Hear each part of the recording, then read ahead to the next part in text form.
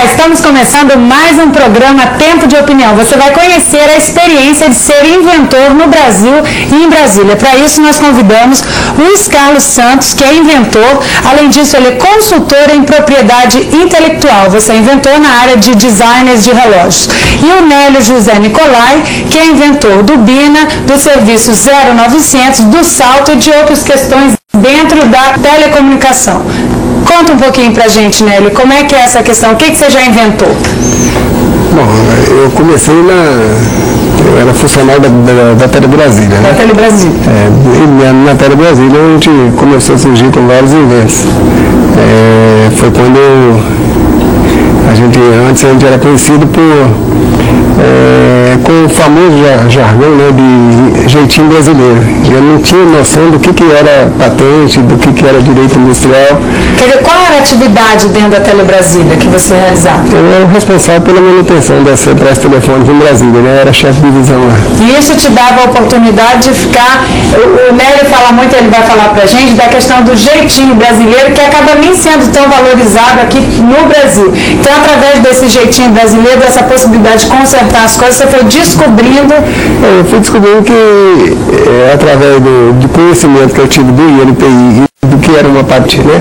Eu comecei a descobrir que não era o jeitinho brasileiro, era invenção mesmo, né? E com isso eu poderia gerar emprego, gerar indústria, gerar comércio, gerar impostos reais, valorizar o ensino brasileiro, porque através disso haveria um maior interesse dos estudantes, né? Porque eles saberiam que eles teriam um objetivo maior na vida, sabendo que depois que eles formassem, eles teriam um campo para trabalho, né? Porque haveria uma movimentação muito grande. Então, na época, eu fui ao INPI e fui lá que eu fiquei conhecendo o que era uma patente, né? Você descobriu que você poderia ser um inventor profissional. Como é que você descobriu que você era um inventor, Luiz Carlos?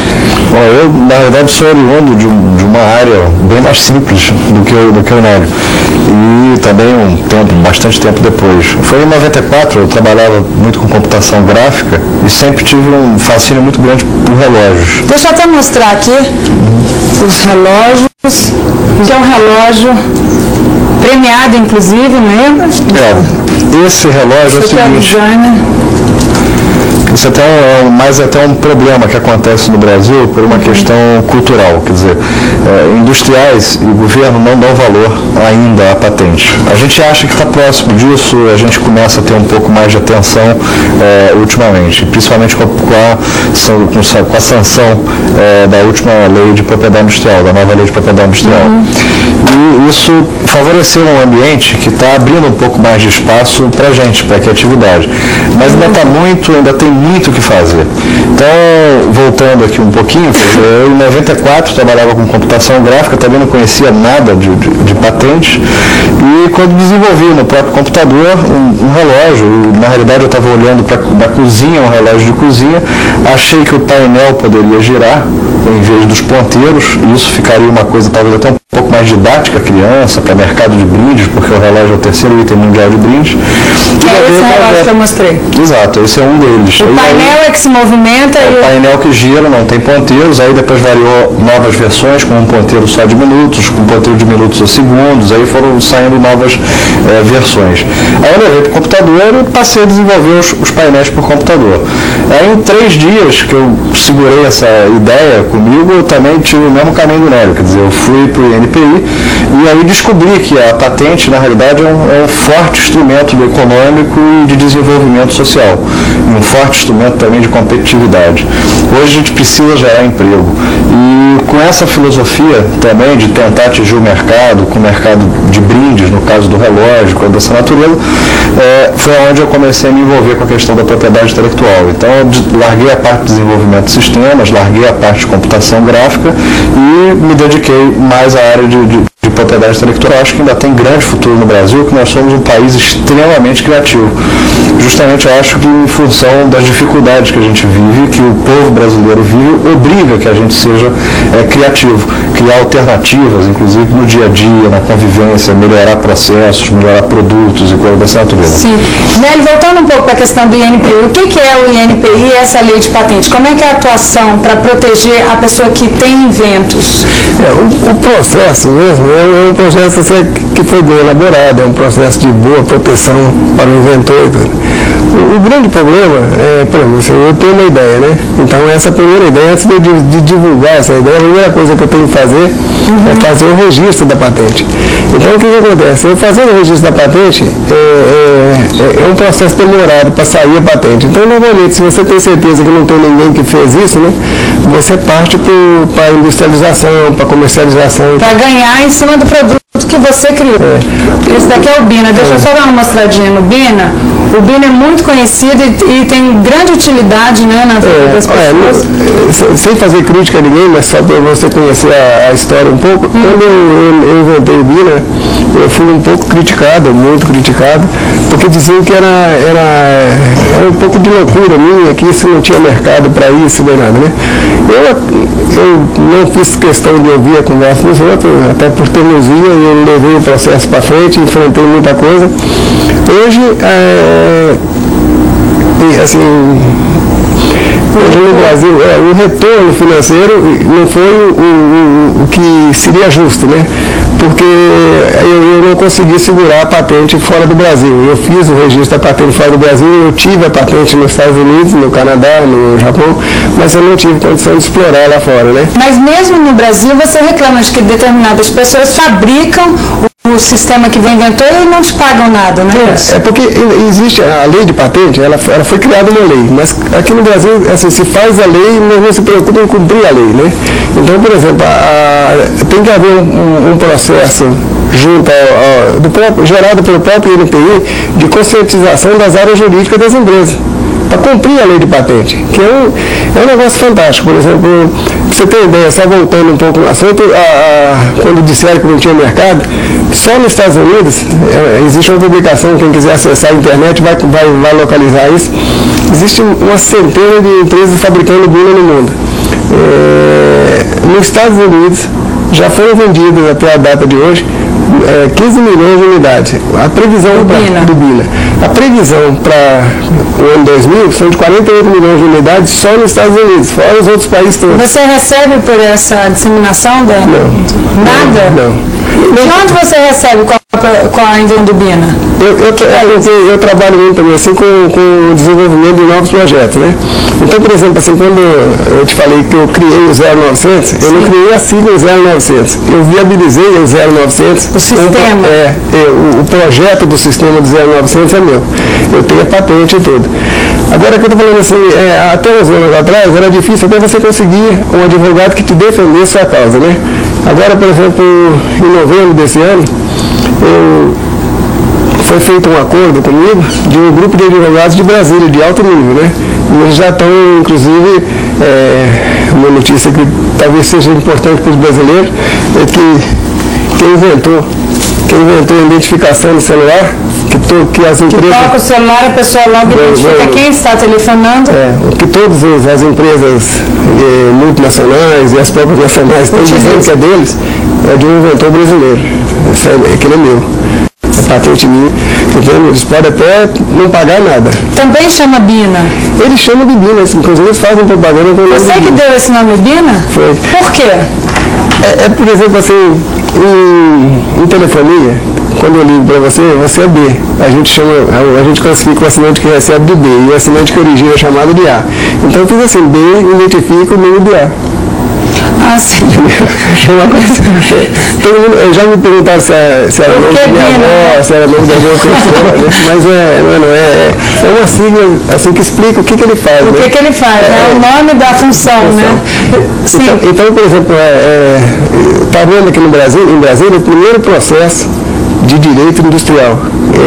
Esse grupo de advogados de Brasília já acionou a Mericel, a Anatel, essas empresas. Para que elas paguem a você o que elas paguem o direito que é devido na exploração da identificação no celular. Quando você receber esse vídeo de novo que nós vamos contar a boa nova. Eu acredito que vai ser, isso tem uma importância, porque Porque se eu conseguir, já foi até publicada a intimação para as empresas, né, que estão explorando, está no Diário Oficial já essa semana, né? Então deve ter uma decisão dentro desses próximos dias, aí uma primeira decisão do juiz já, né? E se a gente conseguir essa vitória, vai haver uma valorização no processo de patente no Brasil, porque a gente tem que mudar um pouco a nossa mentalidade. Aqui no Brasil só se dá valor às coisas se a pessoa ganhar dinheiro. Não tem nada a ver. Eu, por exemplo, assim, eu sou inventor realizado. Tudo que eu fiz foi usado. Mas o dinheiro acaba sendo importante, que é justamente a área do Luiz Carlos. Essa consultoria que você dá é para essas pessoas que de repente inventam muito, sem muito sistema, sem muito conhecer, você explica para ela como que ela pode registrar, enfim, como é que é esse trabalho? O caminho é mais ou menos esse. Eu tenho procurado abrir alguns caminhos também para empresas, porque hoje em dia já está se tomando isso como uma coisa séria. Então, a propriedade intelectual como uma atividade mais séria no Brasil. Mas ainda tem muito caminho a trilhar. Né? Então, a finalidade é você orientar as empresas que lidam com o processo de criação em como montar departamentos de propriedade industrial.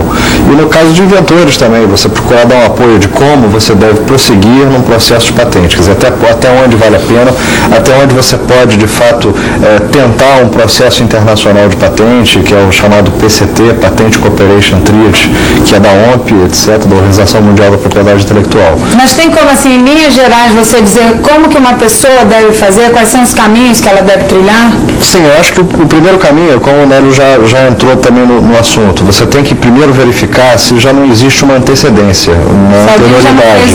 E isso você fica sabendo no próprio INPI. Então, você pode se dirigir ao INPI e pedir uma busca de anterioridade, justamente para saber se não tem nada igual já com anterioridade. Que aí você no Brasil e no mundo eles detêm essa informação? Sim, eles detêm também através da OMP. Só que você, para fazer isso na Organização Mundial da Propriedade Intelectual, você aí sim teria que entrar já com o registro do processo de patente no Brasil. Você não consegue fazer busca aqui e busca na OMP sem ter antes o processo. O que é a OMP? A OMP é a Organização Mundial da Propriedade Intelectual, onde são registradas as patentes internacionais, onde tramitam as patentes internacionais. E uma coisa assim curiosa é que lá fora nós temos muito mais valor. Quer dizer, é uma coisa que a gente tem que passar a observar, o povo, a indústria tem que passar a observar a criatividade, porque a gente vai lá para fora, somos tratados como cientistas. Pra você ter uma ideia, eu fui para a Suíça com tudo pago, agora em novembro, por eles.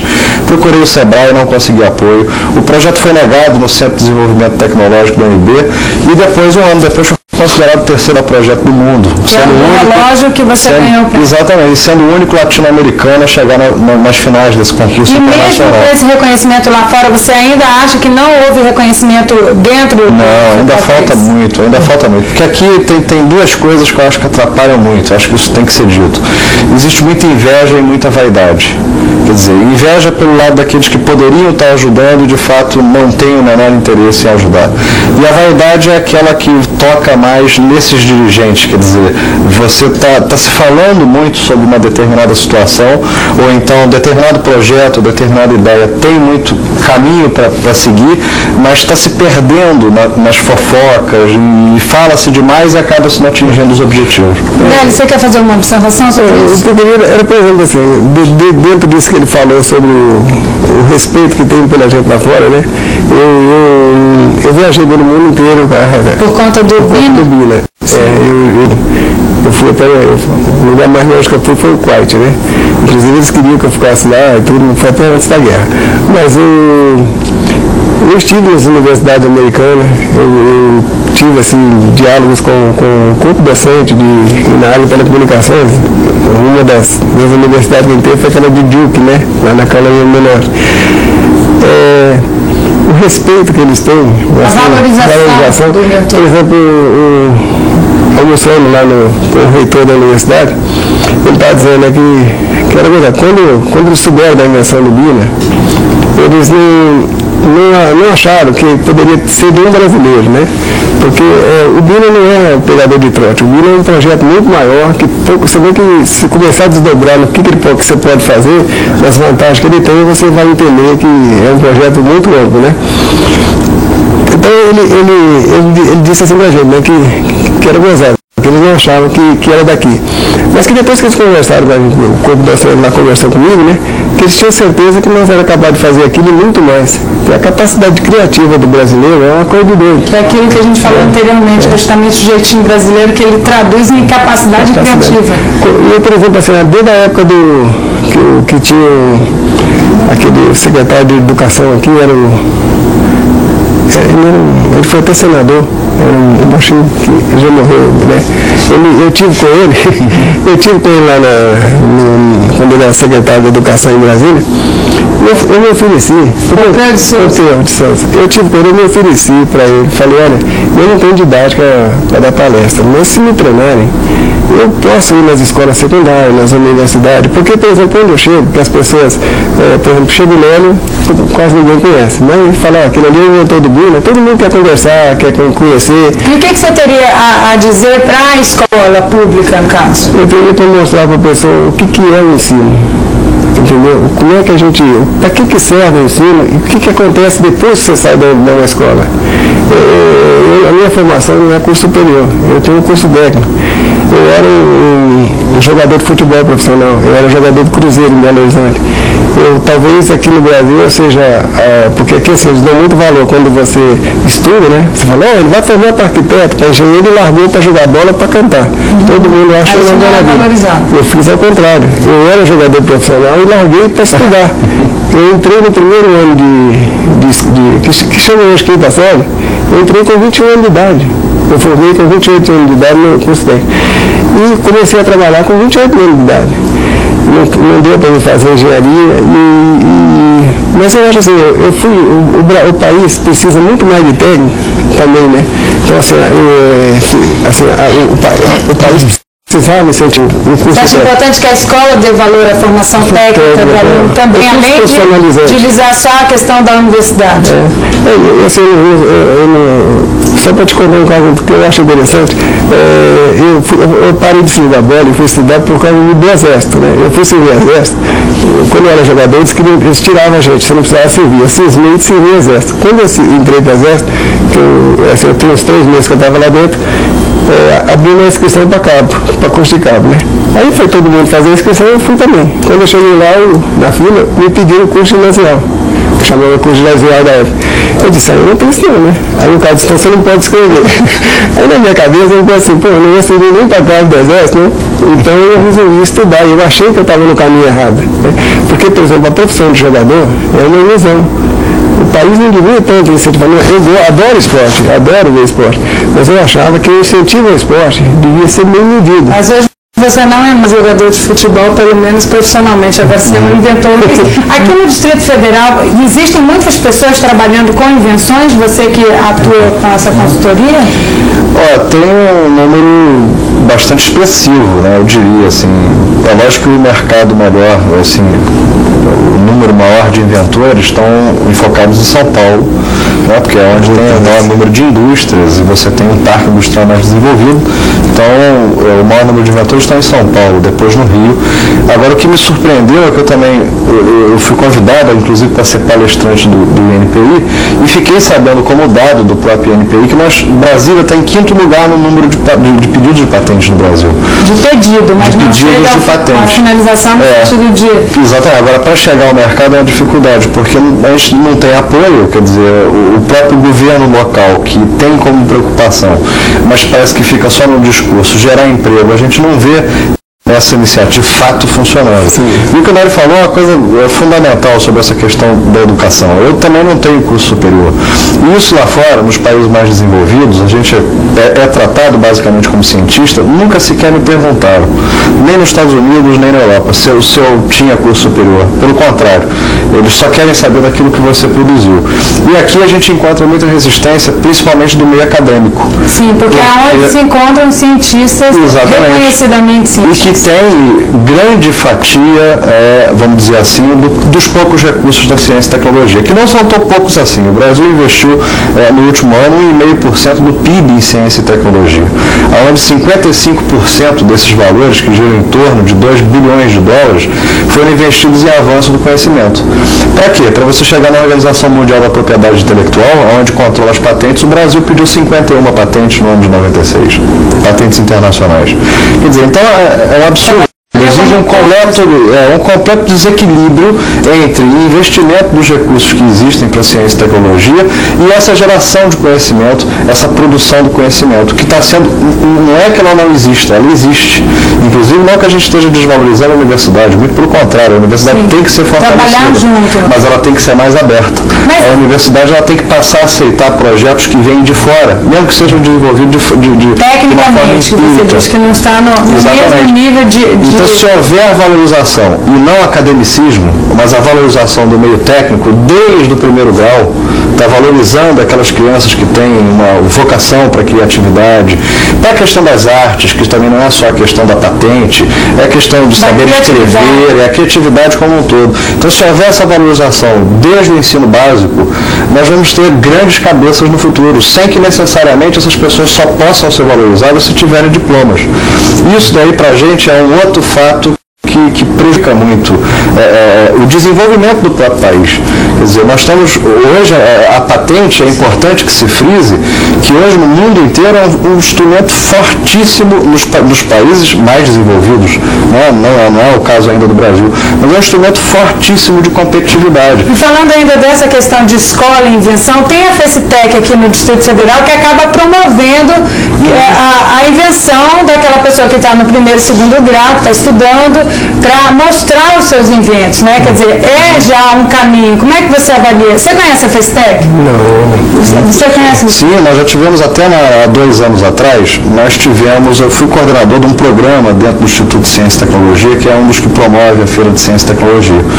E eu fui coordenador desse programa, então há 2 anos atrás a gente teve uma participação, conseguimos uma ilha só de invenções, trouxemos inventores de 6 estados do Brasil, com apoio da Coca-Cola, etc. Mas também não vingou. Quer dizer, já chegou no ano passado, já não teve mais inventores nenhum. Isso foi no ano retrasado. No ano passado já não teve nenhum inventor expondo. Tiveram sim as crianças. Isso é importantíssimo. A própria estimular as crianças a mostrar a sua criatividade. Na feira de 96, se não me engano, foi a última que a gente teve, eu tive a oportunidade de observar crianças que inventaram robô à base de carvão, para carvoaria, para funcionar automaticamente. Quer dizer, uma coisa assim, excepcional. Tá? Você começa a dar um outro valor para a pessoa que tem possibilidade de inventar ou de criar alguma coisa. O que está falando a respeito de visitar as escolas e tudo, para as pessoas começarem a entender o que surge depois que você inventa, quais são os caminhos, a gente mostrar não a teoria da invenção, a prática. Né? Essa questão da invenção, eu gostaria de te perguntar, passa um pouco pelo tabu e pelo preconceito ao cientista maluco? Sim. Muito volta de alguns inventos que não têm utilidade prática. Você acha que é preciso valorizar a utilidade prática do invento ou basta você inventar? Primeiro, eu brinco muito assim, não existe uma moeda internacional, como estão querendo fazer o euro lá, não estou criticando o euro, estou dizendo, a moeda que existe é a invenção. Porque quando você inventa, você tem um produto. Você tem um produto, você vende para os outros países.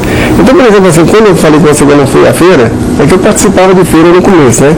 Então, existe um negócio errado, mas assim, quando a gente aprende aritmética, para poder saber resolver um problema, você tem que saber o enunciado, né? Então, o que significa isso? Que para você achar qualquer resposta, você tem que entender qual é a pergunta.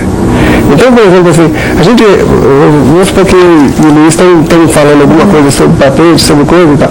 Aí surge uma ideia em algum órgão aí, logo cria um outro órgão que vai fazer a patente. Não é bem essa questão, por exemplo, o que nós temos proposto há muito tempo é o seguinte, fizeram na Universidade de Brasília, né, na UNB, uma incubadora de inventos. A gente acha que já foi um passo muito grande, mas, por exemplo, não adianta eu alugar uma sala para alguém trabalhar bem na UNB. O inventor, geralmente, ele não tem recurso, ele teve a ideia, ele tem um projeto. Então, onde que tem gente que possa trabalhar nesse projeto, transformar esse projeto em realidade para um inventor sem recurso? É na universidade. Então, vou falar só para parecer ideia maluca, mas eu vou ler uma geladeira que você pendura na parede. É um formato de armário de cozinha. Eu não sei mexer com geladeira, porque eu não tenho nem estrutura para isso. Mas eu vou na universidade e tento entregar isso para a universidade. A universidade vai pegar isso e entregar para o pessoal de refrigeração.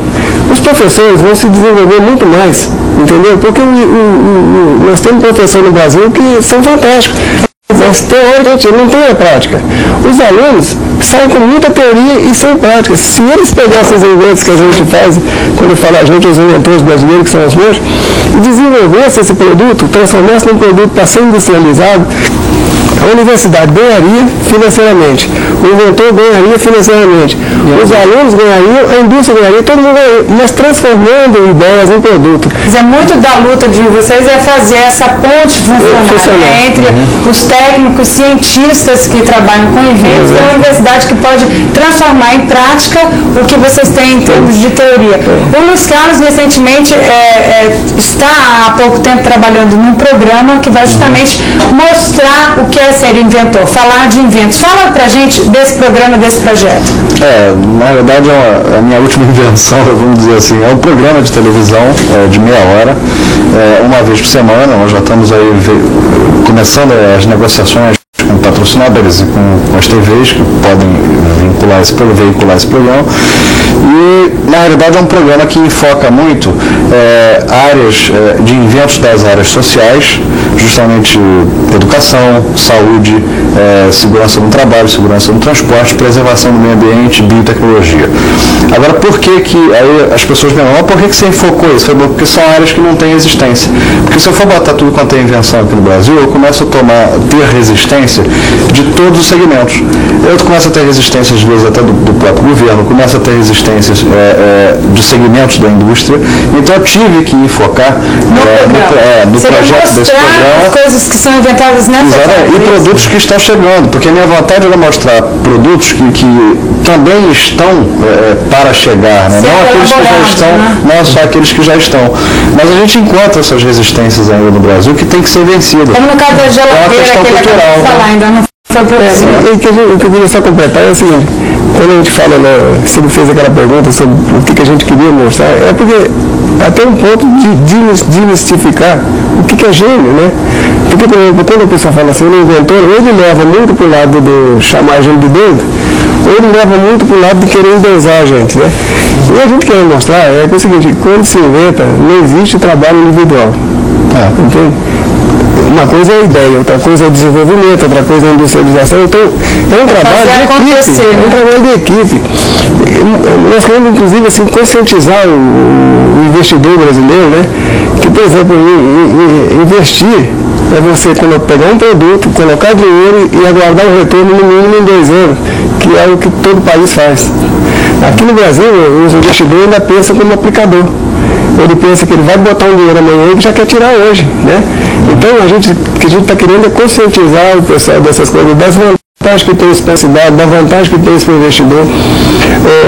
A gente não pode entrar muito em detalhe de dinheiro, mas se a gente tivesse uma chance dessa de começar a mostrar, você ia ver a receita que isso gera, né? Por exemplo, o reconhecimento mundial a gente tem, como eu te mostrei essa medalha, né, da IPO, né? Quer dizer, vamos até mostrar aqui que foi um prêmio que você recebeu, né? A IPO, a Organização Mundial da Propriedade Industrial, né? Ela é considerada a organização máxima de inventores, né? Então isso aí, a pessoa entender o que é isso pra gente, isso é como se fosse o Oscar, né? O Oscar do inventor. Onde é que você recebeu esse prêmio? A solenidade foi no Hotel Glória, no Rio de Janeiro, né? Mas foi com a presença do presidente da associação, que veio entregar o coisa, tinha representante de todos os países, inclusive do ministro estava lá, né? O ministro da Indústria e Comércio. São poucas pessoas no mundo que têm essa medalha. Mas assim, a gente queria, inclusive, colocar isso nas Nós temos escolas. um brasileiro que já recebeu o Oscar da invenção. Luiz, para as pessoas que querem investir em pesquisa, no caso de invenção, como é que é feito esse caminho? Vocês têm uma instituição, algum órgão assim? Não, nesse momento não. A gente teve já uma associação, mas também não foi muito para frente, porque existe sempre muita política que se perde, então não tem. O que tem que haver é o que a gente estava comentando, o Nery comentou, a gente estava comentando, é uma maior abertura da universidade. Esse é o melhor caminho, porque se ela pegar esses projetos e por ela, verificar a ponte com a indústria, tá, com certeza a gente vai ter mais sucesso nessa questão dos projetos. Eu queria voltar também a um tema que a gente tinha comentado, até você tinha comentado, que é da questão da mídia, porque a mídia também foi muito culpada e agora ela está mudando. Isso acho que é uma grande vitória, tanto dos brasileiros, quanto dos inventores, quanto da própria mídia, porque pararam de colocar na televisão só palhaçada, porque vende mais aqueles projetos que não tem para nada, entendeu? Na mídia aberta, nas outras mídias, né? E hoje não, hoje esse caminho está mudando. De um ano para cá a gente está vendo que estão tendo mais entrevistas como essa, entrevistas de um lado mais sério da invenção, como um instrumento, né, de competitividade, como uma coisa que gera emprego, como uma coisa que gera divisas para o país internamente e externamente. Mas eu vou te pedir o telefone de contato, porque o nosso programa está terminando, para se alguém se interessar pelo assunto e quiser conhecer mais a respeito de inventos. Tudo bem, o meu telefone pode me ligar para o celular, é o 981-2711. Nélio, qual seria o telefone para falar com você? O meu é da minha empresa particular, é 328-3130, né? 328-3130. Porque inclusive assim, a gente, como eles acham que nós somos assim, tipo vitoriosos como inventor, nós somos muito procurados, por isso que a gente está tentando também transmitir isso para o próprio governo. A quantidade de invenção que tem nesse país é uma coisa de assustar. Acredito. Eu vou agradecer a vocês pela presença no Tempo de Opinião, a você que está nos assistindo e até o próximo programa.